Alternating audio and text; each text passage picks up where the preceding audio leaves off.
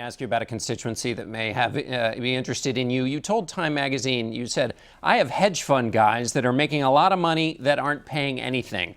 Would you change that, and how would you do it? I would change it. They're paying nothing, and it's ridiculous. I want to save the middle class. You know, the middle class, the hedge funds guys didn't build this country. These are guys that shift paper around, and they get lucky. And by the way, when the market collapses like it is now, the market's going down, they're losing a fortune. Half of them, look, they're energetic, they're very smart, but a lot of them, it's like they're paper pushers. They make a fortune, they pay no tax. It's ridiculous, okay? And some of them are friends of mine. Some of them I couldn't care less about. It's the wrong thing. The hedge fund guys are getting away with murder. They're making a tremendous amount of money. They have to pay tax. I want to lower the rates for the middle class. The middle class is the one they're getting absolutely destroyed.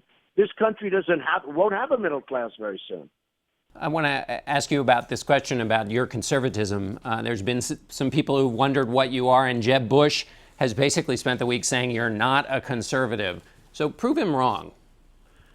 Well, you know, you could say that about Ronald Reagan, because Ronald Reagan was a Democrat with a very, very liberal lean. And he actually became a Republican who was fairly conservative. I wouldn't say he was the most conservative, but fairly. And he talked about he evolved as he got older.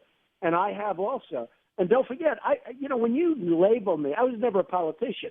So it never really mattered what people called me. It didn't make any difference. Also, I was in Manhattan, where everybody is Democrat. If you get the Democratic nomination for a city council or anything, that means you won the election, even though the election hasn't taken place. It was like automatic. So, you know, I was from an area that was all Democrat. And frankly, over the years, and especially as I've gotten more and more involved, I have evolved, and I have taken positions that are different than the past, and I feel strongly about them. But I've also taken the position of common sense. When I look at what's happening to our country is going down. We're going down, John.